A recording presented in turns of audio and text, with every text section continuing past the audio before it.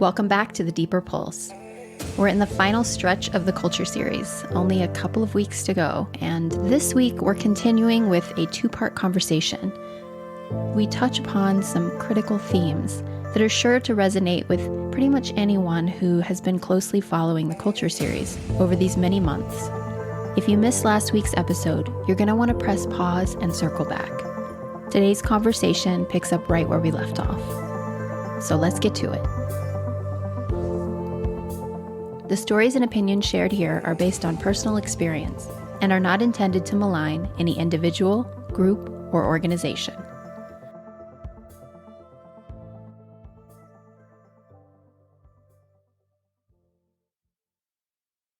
This week, we're jumping straight away into part 2 with Adi Goren. And just a quick heads up that Tracy and I invited Adi for one more sit down as a part of the Deconstructing Dogma series over on Patreon. So if at the end of this episode you want to hear more, this is a great time to try out a 7-day free trial. Especially because when the Culture series wraps, bonus content will continue on for the foreseeable future. In our bonus convo that drops later this week, Adi speaks candidly about the economy of the org. We talk numbers and how the org's business model is pretty old school in that it fashions itself sort of after a feudal system structure, where the majority of folks are struggling to make ends meet while a select few at the top are prospering. We also examine how and why it is that organizations like the org are able to get so many people to work for free or next to nothing, most of them women, all for a cause. There's lots there, so if you'd like to learn more, head over to patreon.com/thedeeperpulse. But first, let's pick up where we left off last week. Just as a quick recap, in the first half of this conversation, Adi shared a little bit of her personal backstory and how she came to discover the org practice. She spoke about how she stepped away from a career as an architect and subsequently devoted herself to creating a viable and cooperative community of org teachers in her home country of Israel. Toward the end of last week's episode, Adi just shared about her regretful choice to reach out to Marissa for support with a sticky situation in her home community. She was publicly shamed by the org co-founder, growing ever more disillusioned by a dysfunctional, enabling, and toxically positive culture. And as the episode was wrapping, Adi was describing how, in an effort to do damage control, the org CEO made the journey to Israel to offer his support and friendship, and, as it turns out, to groom Adi for a new role with the company. We're going to pick up right where we left off. Here's part 2 with Adi.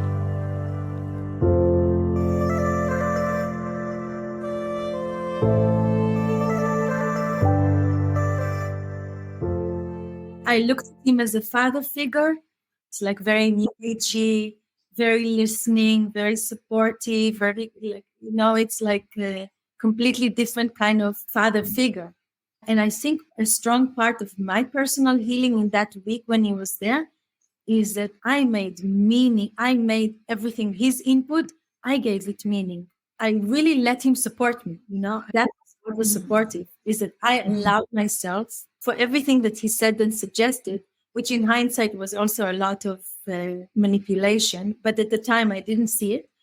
I really felt, I looked up to him like a father and really respected him.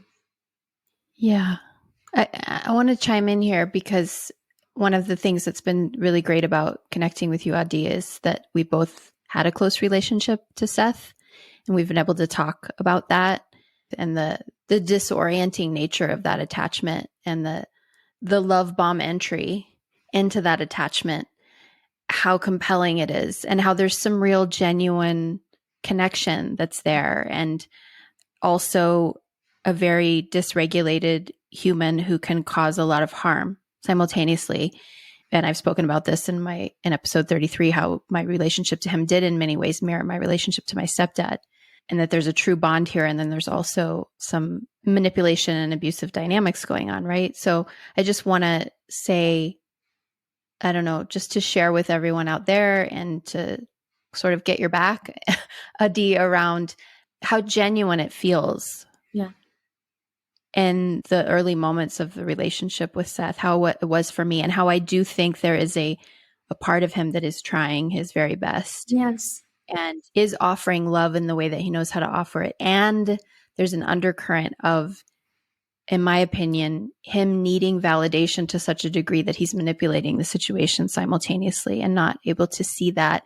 And there's a pattern also of fixating on the next rising star, selecting them, choosing them, zooming in on them, shining the light on them, spotlighting them, like all the things. So when you told the story of it's sort of like a courtship in a way, even though there's nothing romantic going on. It is sort of like a courtship. There's a man who's hanging out with me, who wants to listen to me, who's witnessing my work, who's taking photographs of me. I mean, it's incredibly empowering and loving. And I want to say also, I remember a moment. I mean, he told me that he was at some point a contractor, a builder.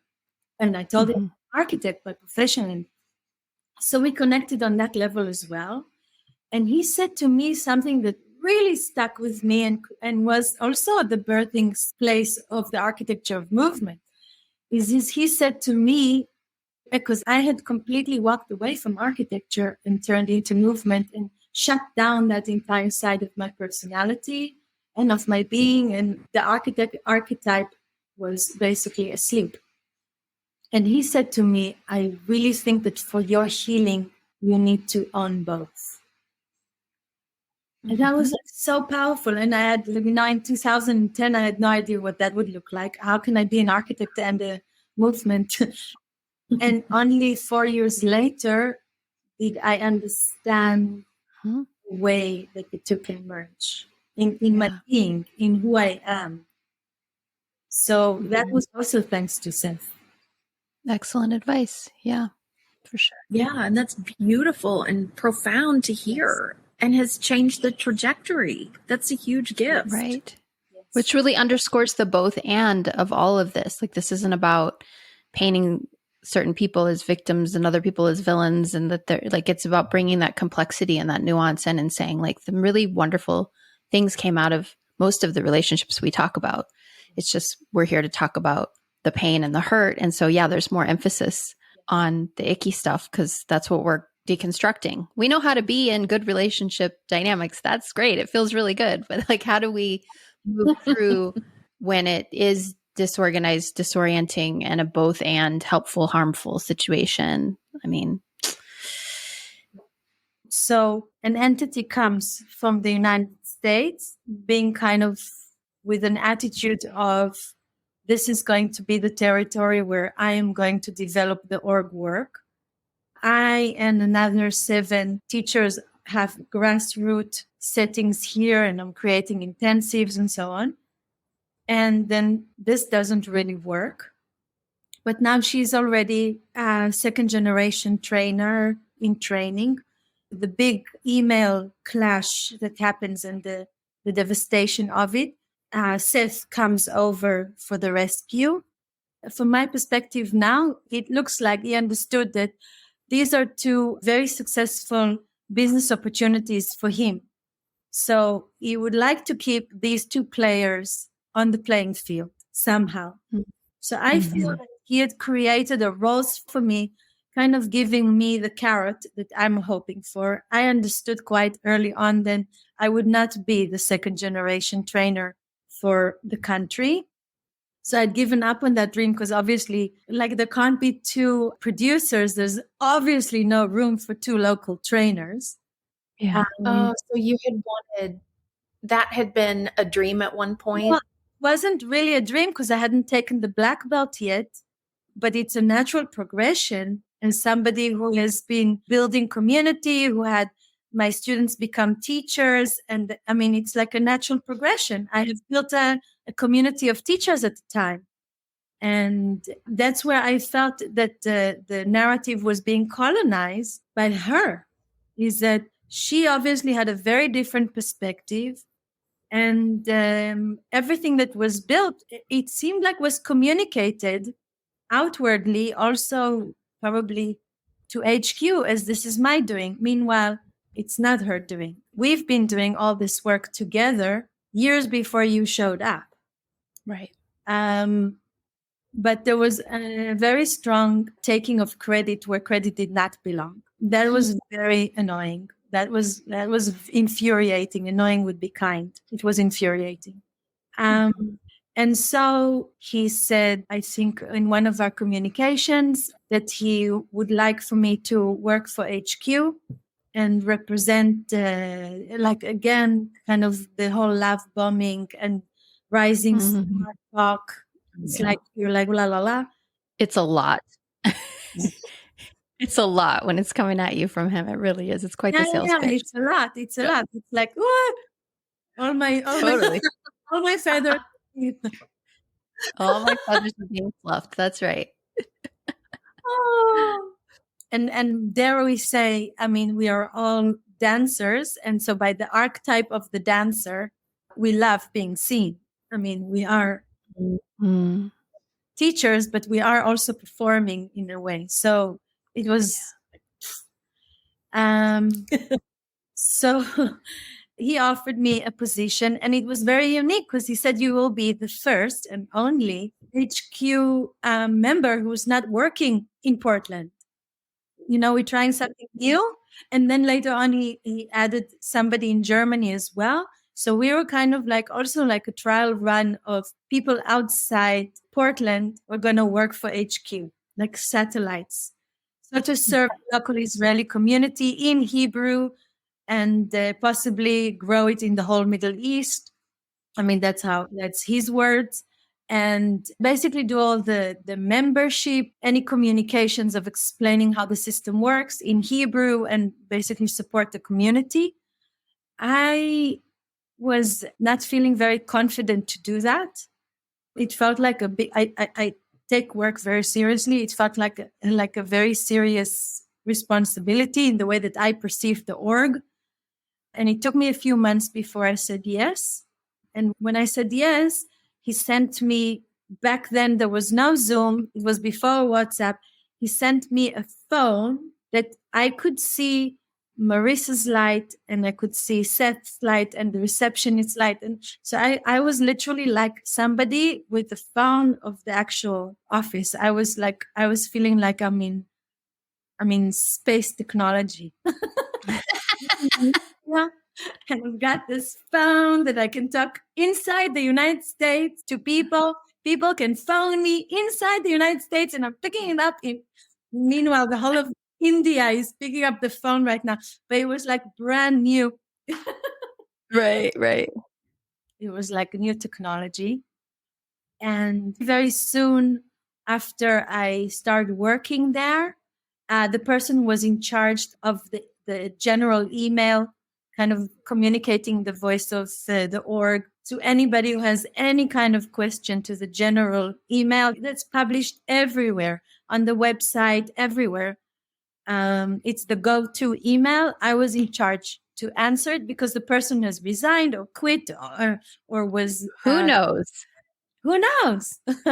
Uh-huh.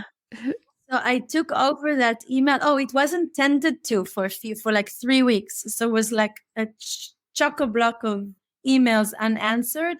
And I dove right in. And every time I answered an email, I thought, what would the voice of the org say? That's how I took my work.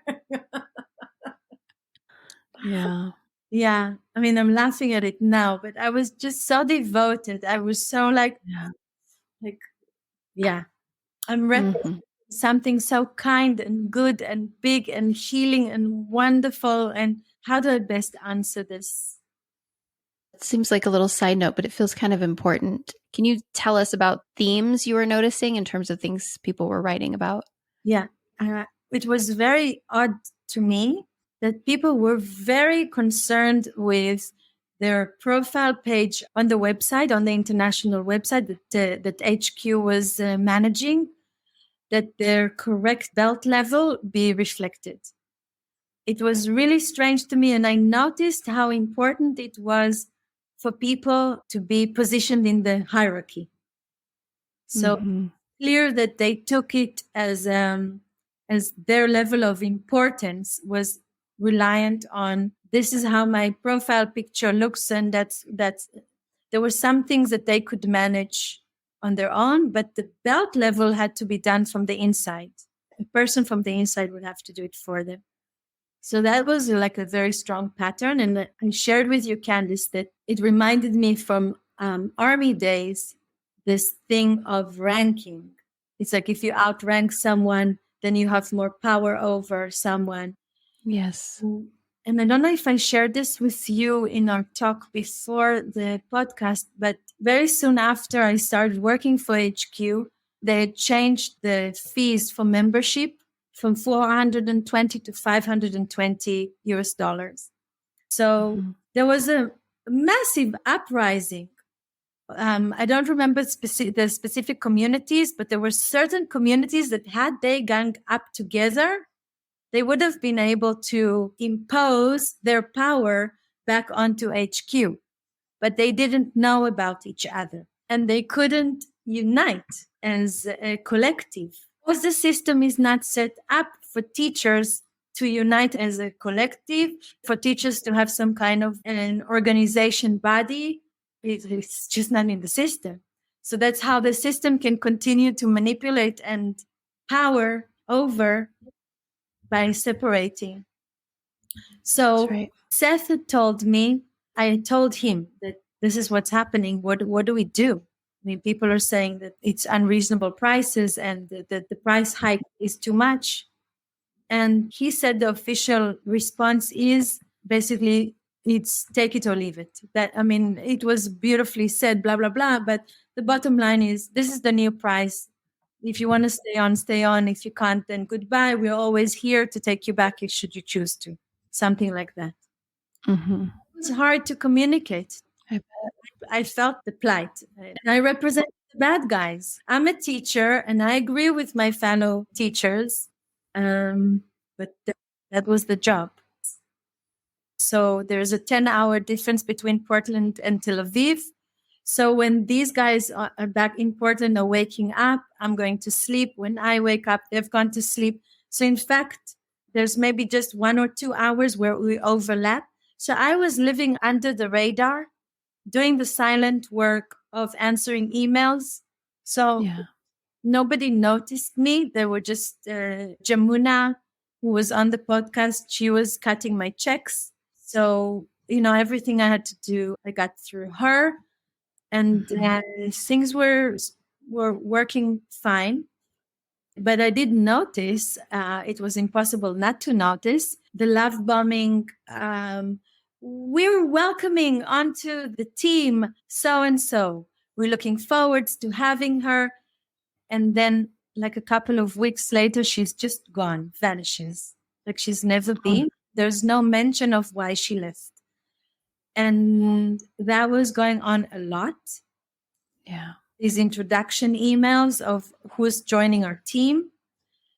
And also what was shocking to me was the amount of emails where people were saying, I'm not going to show up to the office this morning, I'm sick. And I was thinking to myself, for a wellness practice, the amount of sick leave, it's just something very off here. I mean, people are calling in sick all the time.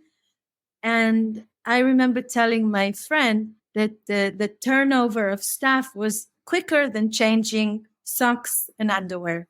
It was just like in and out, in and out. And fortunately for me, one of the staff members who was there was really looking out for me. She was chiming me in with all the things that are going on under the radar. So she would text me and say, this is happening right now. But in formal emails, there was no mention of anything. So I knew what was going on because she kind of fed me the information. So it was clear that there's 2 levels of communication in the office, what she can speak on the phone, what she can tell me on the phone. And meanwhile, she's writing to me. Big fallout now. This is going on. It was very, it was hectic.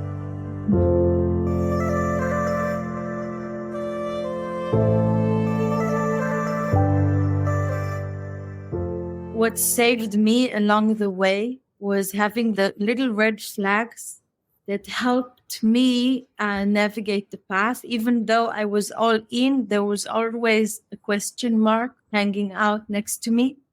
So I remember when I was working for HQ, one of my colleagues was on leave, so I got to cover her inbox. And her inbox had communications that were circulated amongst the first generation trainers and Marissa. And I witnessed the interactions, and they were very patriarchal. They were very, I'm the tyrant, and you all are listening to me. This is not a democracy. This is my way or the highway. So these attitudes I read, I was horrified, and I carried on with my work. So let's move to the sort of turning point in your story. There was this event. Do you want to describe for us, set the stage for this event? Yeah. So at that point in time, Marissa's daughter was working from outside the office, and I was working from Israel, and we were the only satellite components of HQ. And then Seth had this idea that we should all think what is our ideal org reality and come together and brainstorm together. So I was sent an email saying that they're going to get a ticket for me and a ticket for Marissa's daughter, and we're going to all get together in Portland. And I'm super excited. I was really happy about the idea and being invited. And I prepared like a whole demonstration of what I'm going to share. I really took it to heart. And a couple of days later, it was decided that it's too expensive and we're just going to be communicating in through Skype. So with the time difference, it was Friday night in Israel. Friday night is like Sunday lunch for most Christians, like the family time. And in Israel, Friday night is the night where we have like a big family dinner.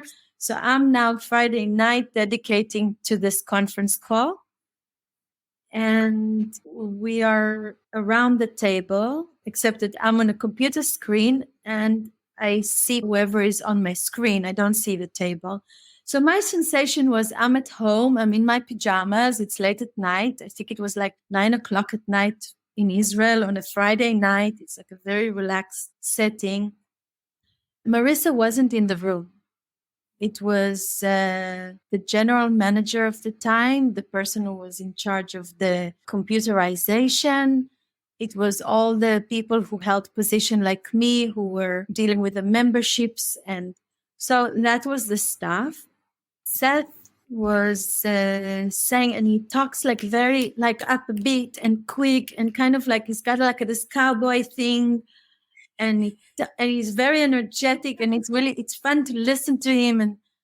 And then he says things like, I might be misquoting him, but the gist of things was they were offered a lot of money over the years to sell the org as like infomercials kind of level. They never went for the money. They are passionate about the work. Okay, that being said, he said, I could have been driving a Ferrari on the French Riviera by now, but no, I'm here and I'm like hardworking and I'm like passionate about getting this right. And then he went on to say the org should be, I don't know if he said it's successful, but the way that he sees it, his ideal org reality is it's like Nike, that it is like Coca-Cola. And I'm thinking to myself, but Coca-Cola is a drink and Nike is a shoe and a clothing line. And the org is a personal development and movement practice. How? I don't get it. It's like, I don't get it. This is commodities that people buy and use. And the org is a program that is like a spiritual quest. It's a personal healing modality. It's like, what's going on? So I'm like puzzled. And at some point also getting a bit horrified by how he's presenting it and reminding you, I'm like, this is Friday night. I'm totally relaxed. And I'm like, this is bullshit. That's what I want to say. And that's how I feel. And he went on to say about the next generation trainings. And I'm so sorry, Tracy, because this is touching your story so directly. He said, we've got 55, I think something like that, 55. He literally did an elimination process. And he said, we've got 55. And then he did a calculation, a business calculation. Each of you will bring about 4 people to each training, 4 trainings a year. You will source your best friends, your family, your local community, and then he literally will run out of people and you will drop away. And, and then when he said that, I can't say that it broke my heart. It horrified me. It horrified me that he's so detached from my ideal org reality. And my presentation was how it is a grassroots program that is connected to what the teachers are needing and support of. And it was just a fracture between what my vision and my experience, not my vision. I don't have visions for things. I just have my experience and what I want there to be. And what he's suggesting, it was such a clash. And when the floor was open to comments, I lashed out at him. And I basically said, to quote him, I went ballistic. Nobody said anything after I'd spoken. He was kind of shell-shocked, so he didn't respond either. They just moved on. And the following day, I got an email from Marissa saying that I am not aligned with the org vision and suggesting that my work with them should be terminated. My response to Marissa's email was, I am aligned with the org vision, and I was invited on a conference call to voice my opinion. My opinion doesn't run the show. It's just my opinion. I was asked to offer my opinion. That was my opinion. And I think it was quite clear. I mean, it didn't say so, but it's quite clear that you cannot fire a person for doing the job that you've just asked them to do if they did the job. The job was, tell us your opinion. If you don't like my opinion, don't take my opinion, but don't fire me over it. Mm-hmm. She didn't fire me, but I was devastated. The fracture was there. She was no longer my figurehead for a long time. He has just devastated me with his vision. I've never heard him speak like that before. I was horrified. I was really disgusted. And internally, I was out. Mm-hmm.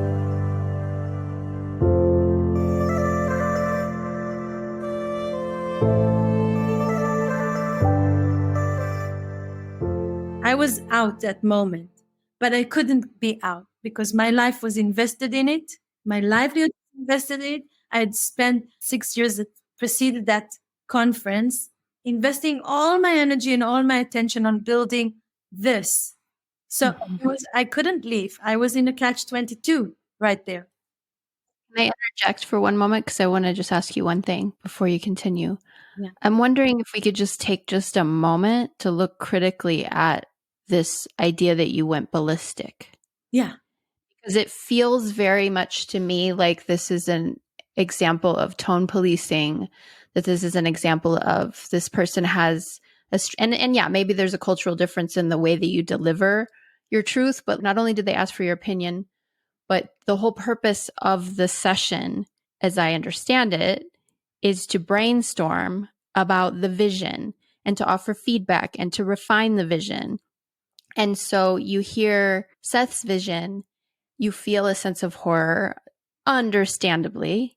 Okay. And you express it. Like, do you, Adi, now looking back, knowing what you know now, do you think you went ballistic? Is that how you would describe the feedback you offered? Can you give us just a hint or a peek at the feedback you offered, even if it was said in a raised, animated voice? What is it that you were communicating in that moment that he didn't want to hear?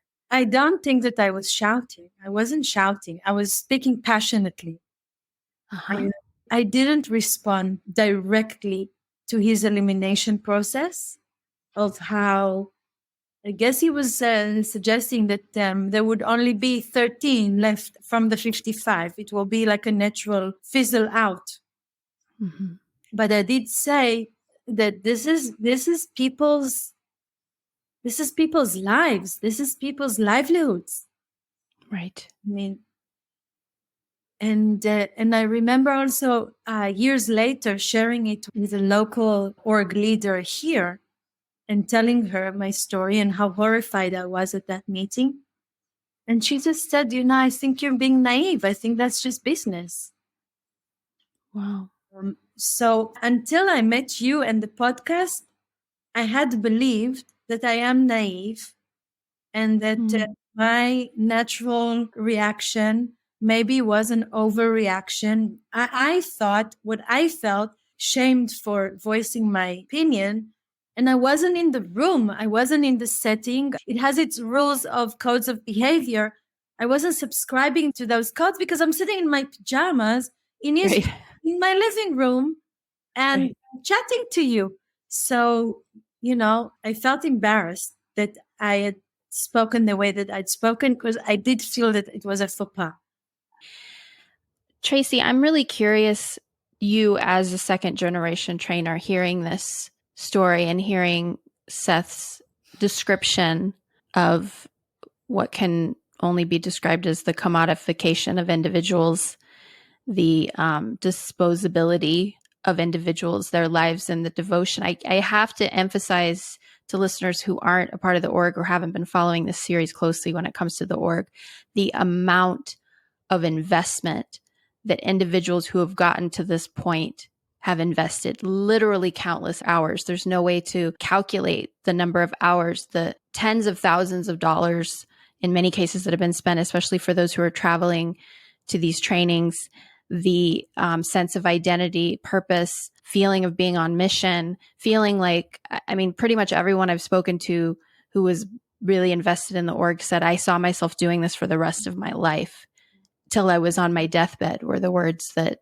Mark had said about running the studio that he was a part of. And that's a really common sensibility. So these folks who are investing in something that they see as a lifetime investment, for Seth to speak about you all in that way, they'll just fall away. And it's fine because we'll have our 13 remaining that can, and then we see this happening, and then we can see the third generation. We can do it all over again and get the money all over again. And for him to actually name what we all know was going on, like what is that like for you, Tracy, to hear that? The first time I heard it, Candace, you had shared that with me. After the two of you, I think I was traveling. I wasn't able to join you for the first conversation. And thank you, Candace, for sharing that with me, because that is not a piece that I would want to react to publicly. Yeah. I did call and I left you an audio message about my authentic in the moment response. I was, there were a lot of expletives. Mm-hmm. Right now, I'm thinking about all of the endless promises about how, as second generation trainers, we were promised so much support. And very specifically, it was very detailed. It was outlined. It was part of the whole package that we were sold.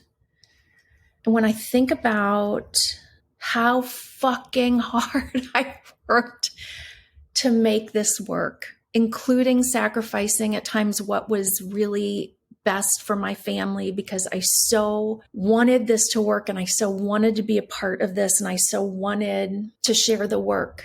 And to hear about, that was me he was talking about. Yeah. I don't know if he knew that at the time. I don't know if he was thinking in terms of names, but that was fucking me. And the sacrifices that I made that took a toll on my family, to just hear that, oh, well, there'll be some who fall off. I was one of the ones who fell off, and it was fucking devastating. And it's not just their business plan, it's my life. Yes. It's my life. Adi, like you were saying, these are people's lives. Like what is numbers with a business? Those come and go. Years in a life don't come and go. Yeah.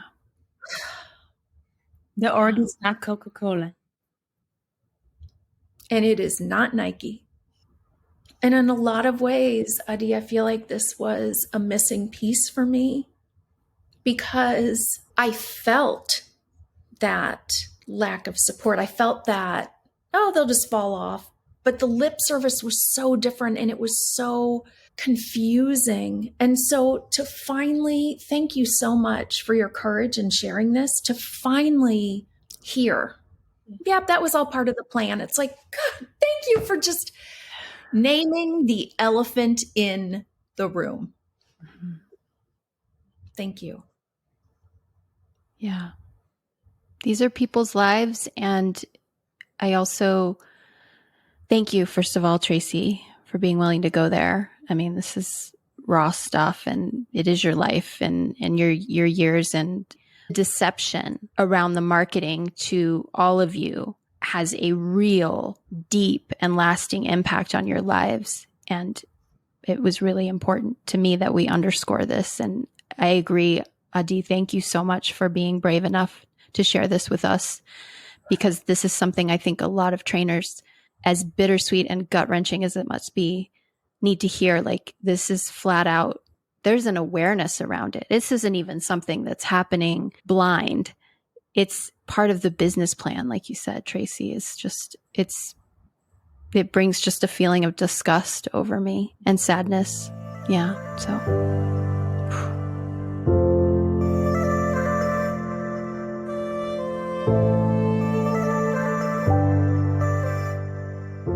So after you have this email exchange with Marissa, one of the ways you described it when we first talked was sort of, you made nice.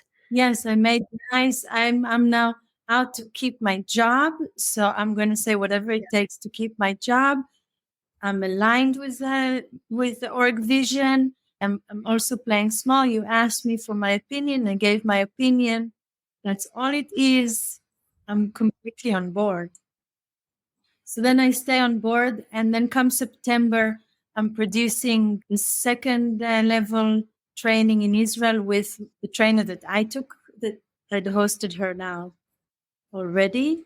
And she tells me that she had just been to Portland and that she felt there's something stinky is going on with my rival. She went into the office. She was there for a long time. They had a meeting and she has a feeling that something bad is happening behind the scenes. I don't know what that means.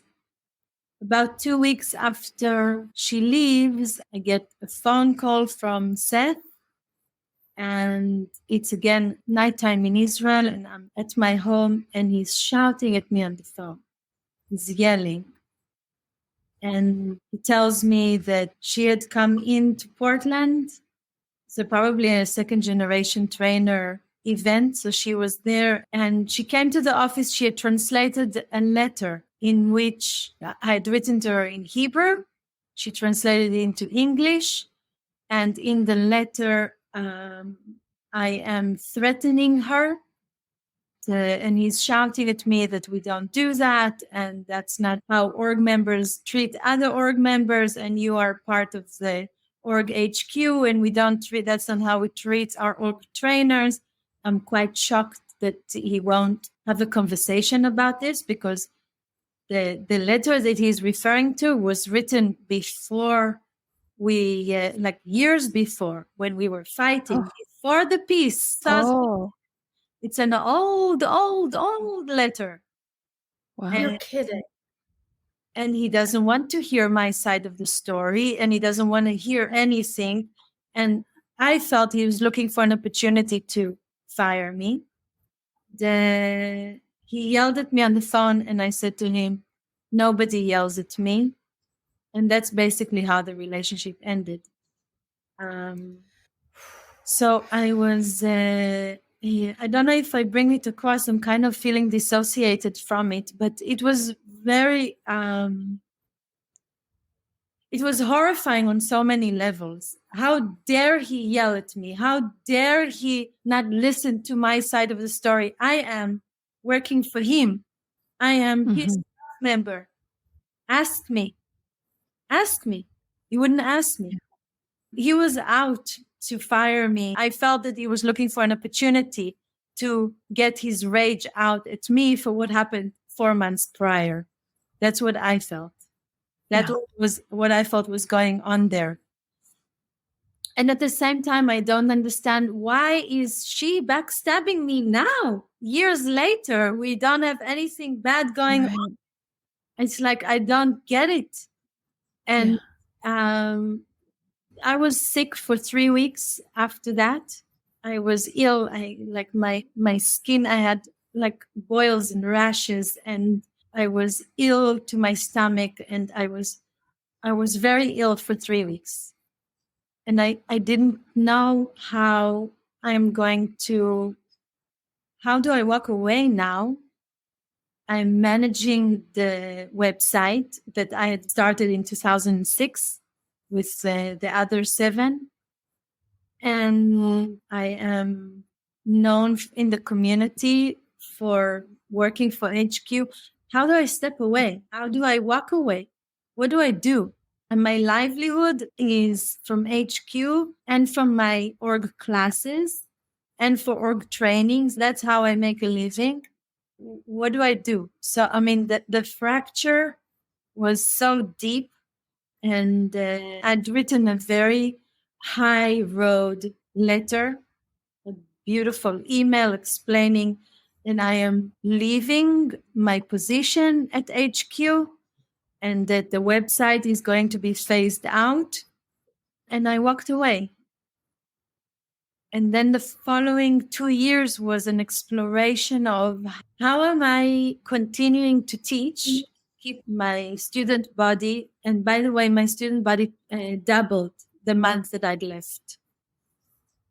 Doubled. I had 60 students, and I had 120 students the following month.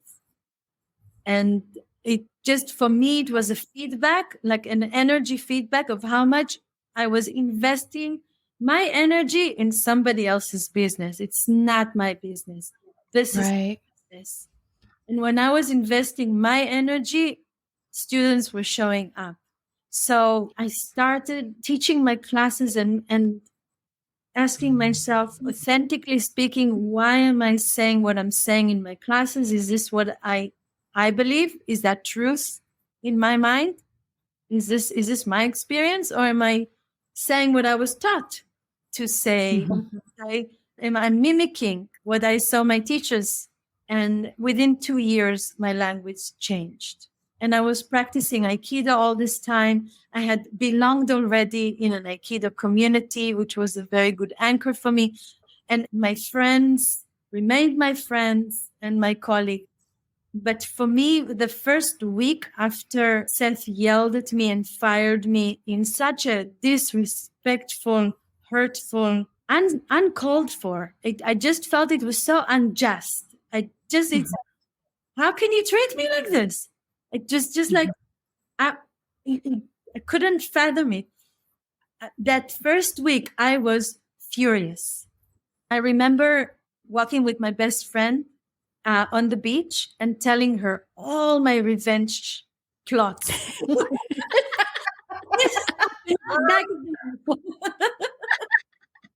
Just air out. And so it was very, it was very good. I aired it out before I sat down, to write the letter and to choose. I wanted my fellow teachers and the students. It was important for me that there would be peace. I didn't want to create havoc. I didn't want to create drama. In hindsight, who I am today, I would have spoken up. At that time, I believed that it was the right way and the highway. I no longer think that. And the reason why I don't think that is that now I've been away for 11 years, 11 years. And the same problems persist. At the time, I was made to believe that if only Adi wasn't on the Israeli terrain, there would have been a beautiful, peaceful community. It was her, and I wasn't developed enough. I wasn't aware enough. It was it was me. Gaslight. And blamed and shamed and gaslighted. And now I know that it is something very wrong systemically. I own my lack of awareness, but that is my shadow work to do, and I'm doing it. But there is also a bigger picture in which my shadow fit in beautifully with the bigger shadow. Right. Yeah.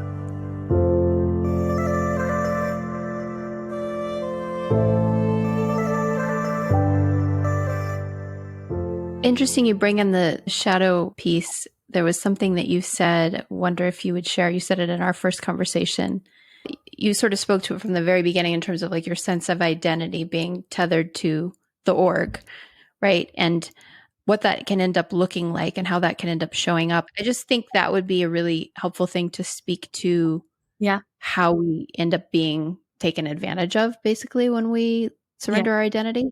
So I think that this is my own personal development through this whole experience, is that I felt that I don't think that I was losing my identity. I literally did not have a sense of identity. I was seeking to find myself through the org, and I embodied the org through me, but there was no sense of me. It was the org. And I feel that there's a pattern in the way that I behaved that showed that I had no boundaries. In Hebrew, there's a word, the Hebrew word for whore is prutza. It means it's the same word, parutz, is the same word for broken fence. The boundary is not closed. So, and also a sense of identity is like having a skin that you call your own. This is me, this is I, this is my identity. I didn't have that sense. In a way, I felt I was skinless, and probably why I was feeling so hurt when I was fired by Seth. It was like he could reach deep into me and hurt me the deepest. Had no healthy boundaries of saying, in fact, when I said, do not shout at me, that was the beginning of me setting boundaries. This is where it's not okay to come in the middle of the night to my sacred home and yell at me. The empowerment, embodiment practice, disempowering me at such a level. It's so my process of developing boundaries and having a healthy sense of identity was part of leaving the org, was starting to ask, what is my authentic voice? What is my idea of freedom, of expression, of what is healing? All these questions that were burning in me, I could finally really address and be allowed to stay in the unknown. It was not comfortable, but it was an exploration that I was working through. And I'm still exploring. It kind of comes in spirals. Yeah, for sure.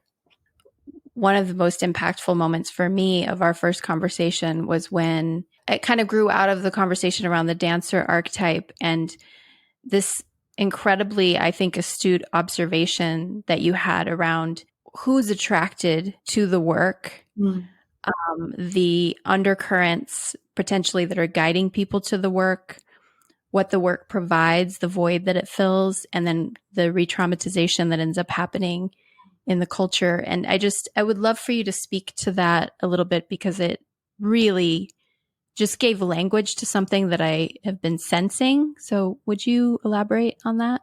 Yeah.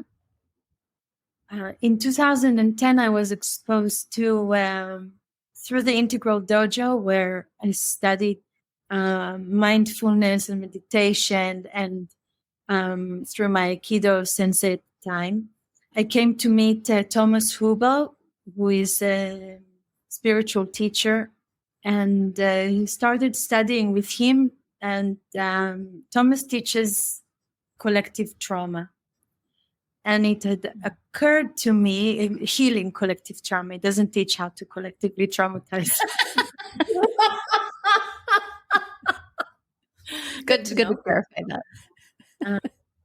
And when I was introduced to Thomas' ways and his methodology by attending week-long seminars, and kind of intense 7-day-long seminars once a year, I started realizing that everything that I do in my classes and most of my students are actually healing trauma. And it just gave language to something that it never occurred to me, that Israel as a state was born out of the collective trauma of the Jewish people in the Holocaust. And very many of us are second, third generation Holocaust survivors, if not directly, then indirectly by having our extended family. There's just a void. I don't know who my great-grandparents were. I don't know anything about the whole story of my family and so many of people in Israel. So the sense of identity and the unknowns of identity is something that is not unique in Israel. It's I don't want to go into it too much, but I want to say that there's that trauma, that's the underlying, and then there is the persistent trauma and re-traumatizing of wars. And so the women in my class, we're all processing at some level a collective trauma. It's not unique to any specific family. It's not a trauma that happened to a family. This is something that is happening to all of us. And then on top of that, I'm starting to notice there's also the feminine, the female trauma, the female body's trauma. And then things started to kind of like interconnect. I started realizing, I remember my Aikido teacher, I shared with him things about the org, and he said, well, maybe the first entry to heal is to just learn to experience joy. Maybe that's what it is. And it just dawned on me, because I thought, that was after I'd already left. I said, kind of like, everybody is in denial there. They're just so in denial. Love and light, joy, joy, joy. It's like, why are you not addressing the issues? So he was very compassionate. And he said, maybe before that, one has to learn how to just be in joy. And from there, only then able to start looking at what is really the trauma, what is really, it's like, it's a different phase of development. Yeah. And I started noticing in my classes that really developed a community completely separate from the org, just like a very sheltered bubble. So when org students would come to my classes, I would feel energetically and in their attitude a very different vibe. So there is no presencing of pain in the body. There is no talk about pain. And the human experience is painful. It is a basic experience. And denying pain is not going to eliminate it. But presencing the pain and then learning to work with the pain and learning to move alongside the pain, carry on exploring joy and finding a way to express and to move with the pain, be it physical or emotional, learning how to be with it. That is how we start to heal it. If we don't presence it, it's always going to be a shadow element that's just going to come and bite us in the ass. That's just how the nature of the beast.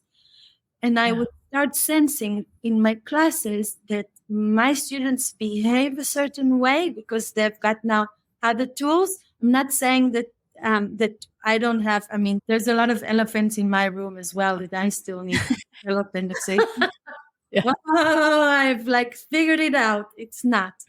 Right. But I do see the joy-hungry people coming to get their fix. Right. And that really, it freaks me out a bit because it kind of triggers something in me. And I just want to okay, just breathe. Just breathe. Yeah. Mm-hmm.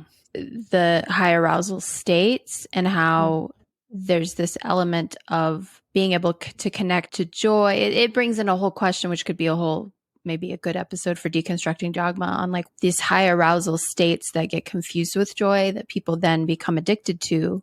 Yes. And we can also be addicted to pain. I mean, that's a whole other side of the coin, right? So it's like this sense of clinging to this one sort of flavor or shade of emotion. Yes. And this is sort of a defining thing. And I told the story in one of the podcasts when I went back to the org studio after being gone for a long time, and I walked in and I was just like, what the actual fuck is this?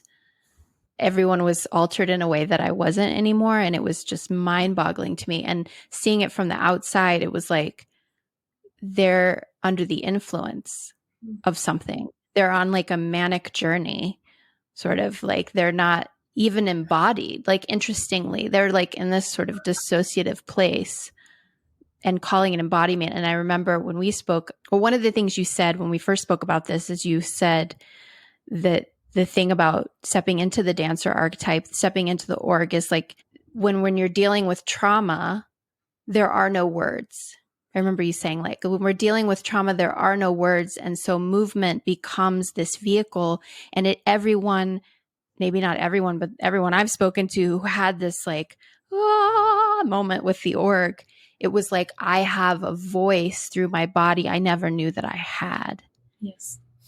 And we can begin to dialogue with things that can't be spoken about, maybe because they're not supposed to be, or also we just don't have language about because they're developmental traumas or they're intergenerational traumas.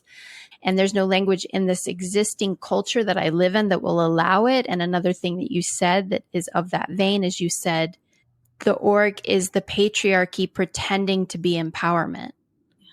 The trauma is just actually repeating and recycling itself.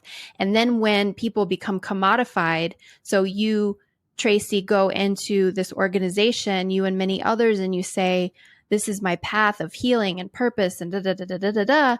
And you go in because this is your way out of the patriarchy. This is your way out of the capitalistic grind. This is your way.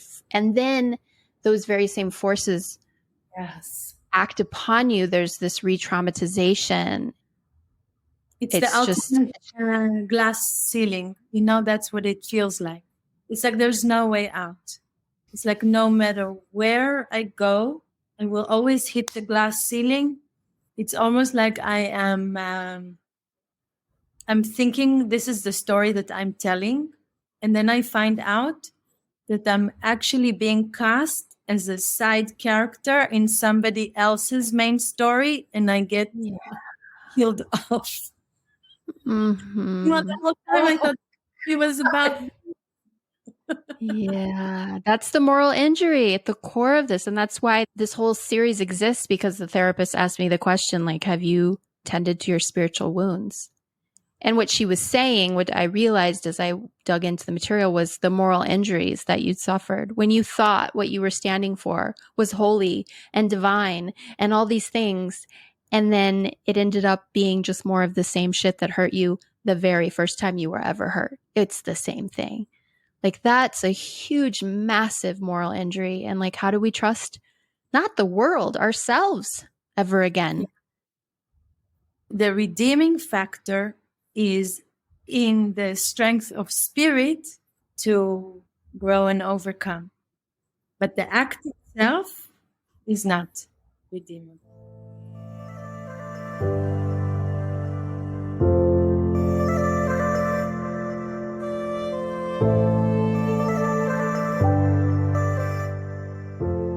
And the shame that so many of us have carried for all these years is not ours to carry. Yeah. And that's why these stories have to be told. It's not ours. It's not our shame. Not to say that we don't have our own healthy shame to contend with. Of course we do. But there was a huge amount of shame offloaded onto each of us. And they were able to do it for so long because they siloed us from each other. And this is a revolution in that sense, you know? And some people will be like, oh, like you're trying to take down the... It's like, we're just taking our fucking lives back, y'all. Yeah. It's not about them. I just want to be fucking okay and not miserable. No, I'm not trying to do anything. I'm just trying to live my own life and connect with like-mindeds and You know, and I'm feeling at the pit of my stomach now.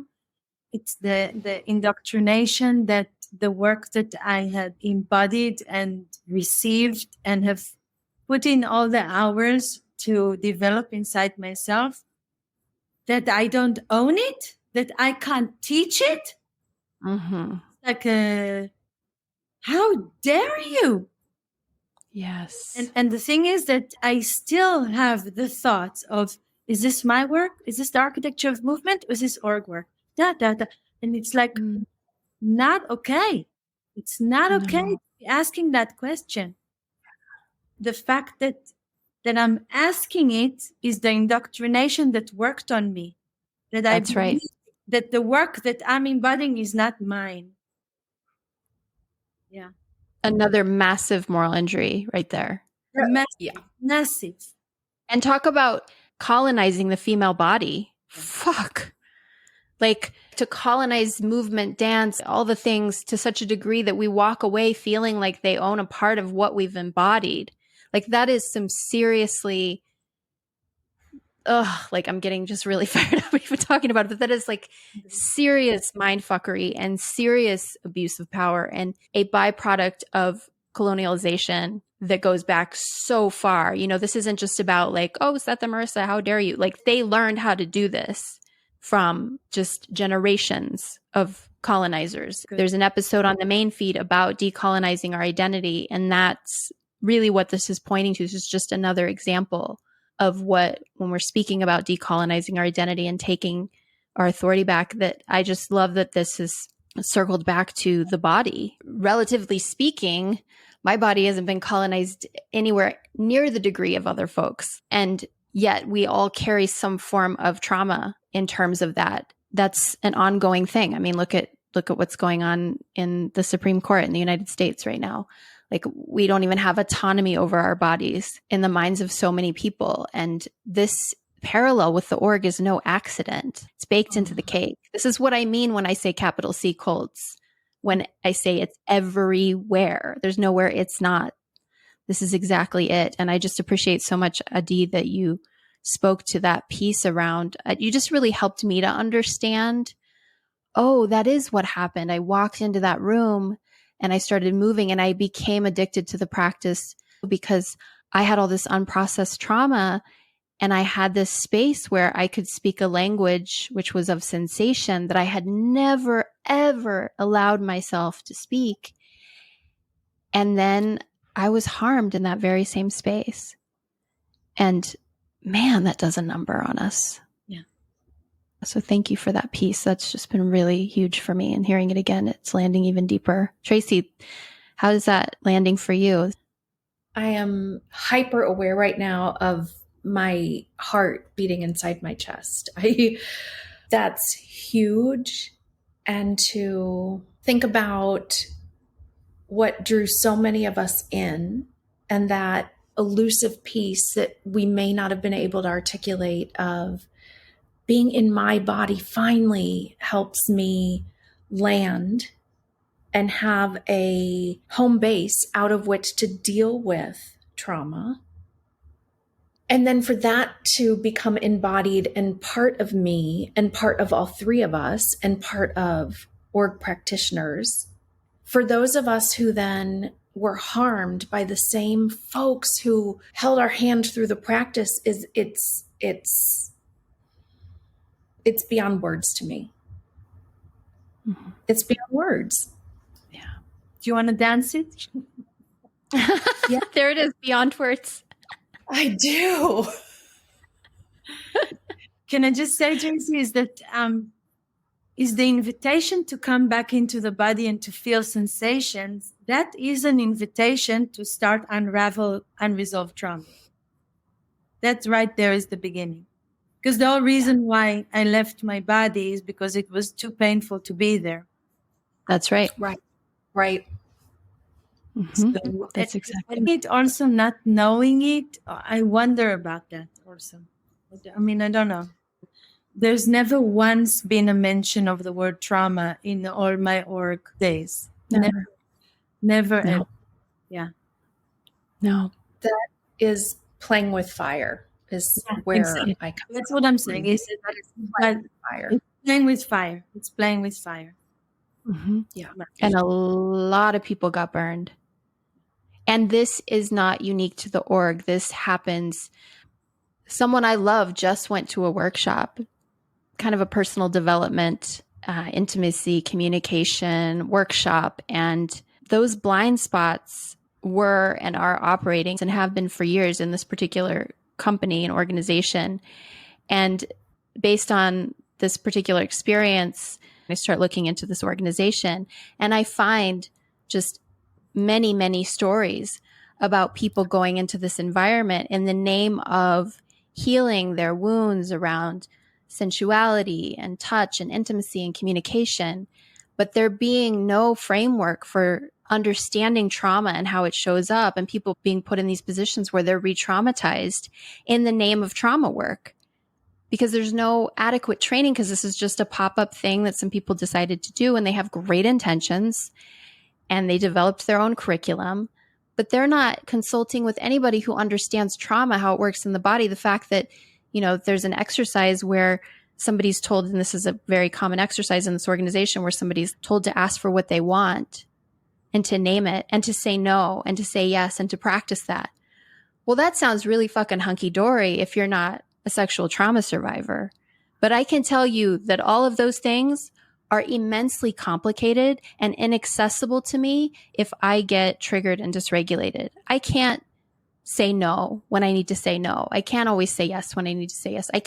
I'll ask for what I want based on other people when I'm in that headspace, when I lose executive functioning, right? So it's so complex. And, you know, in some ways I have a lot of compassion for Marissa and Raul in the beginning, not really understanding what they were creating and not really understanding the monster that they developed, and the deciding to turn it into a pseudoscience was going to bring in all these possibilities in terms of saying, oh, we're dealing with mind, body, emotions. We're doing all the things. As soon as they shifted from a fitness practice to this holistic practice, then they opened themselves to all these blind spots. And a lot of these things weren't even talked about when they first started. But the thing that gets me now is like, we do know about these things. We've known about them for a very long time. There's been many, many opportunities to course correct. There's been a lot of feedback over the years. There's people now who are like, well, we should just give them a chance to, and those of us who have been through the ringer are just like trying to not shout at them. We've done all of this, all the things that you want to do, this whole checklist that you want to move through. We've done it. She's done it. He's done it. She's done it. Like, have we not presented the case clearly enough? But we all have to also go through that disillusionment process and, you know, disconnect in our own ways. But my point is they've had a lot of opportunities Decades. To address this. Decades. Yeah. Of opportunities to address this and to bring in a more, from the outside, a trauma-informed approach to these things, and they have not. And that's where, a lot of us are getting fired up around, it's not about wanting to take down an organization, but it is about wanting to mitigate harm. And if one of those things means the other one, I'm good with that. As long as people stop being re-traumatized and harmed and hurt. Because you saying 11 years later, Adi, you saying you can still feel that indoctrination in your gut around not having ownership over your own embodied learning and knowing. That's one. And what you were just saying about 11 years later, the same dynamics in the community.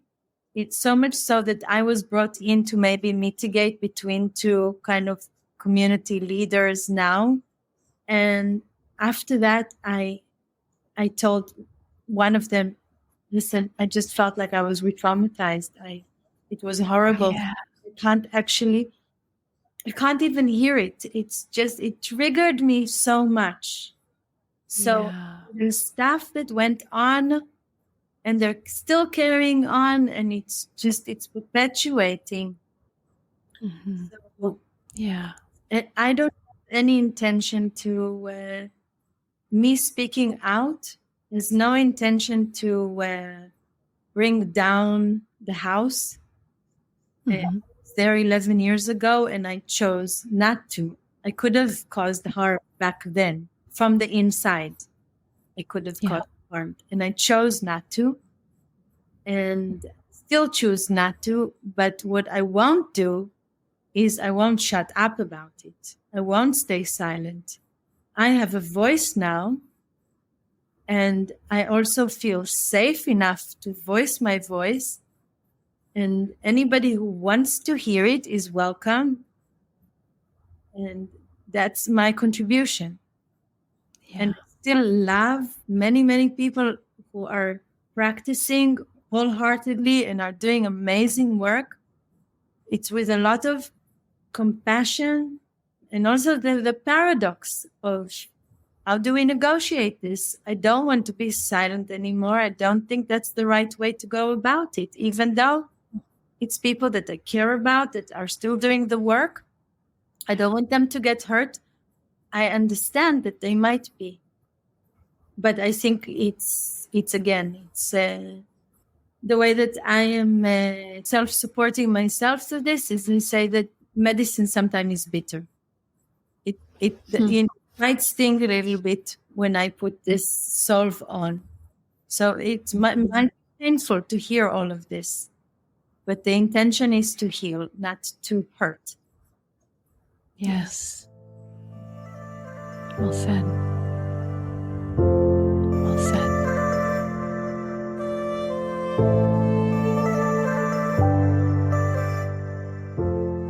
Thank you, Adi and Tracy.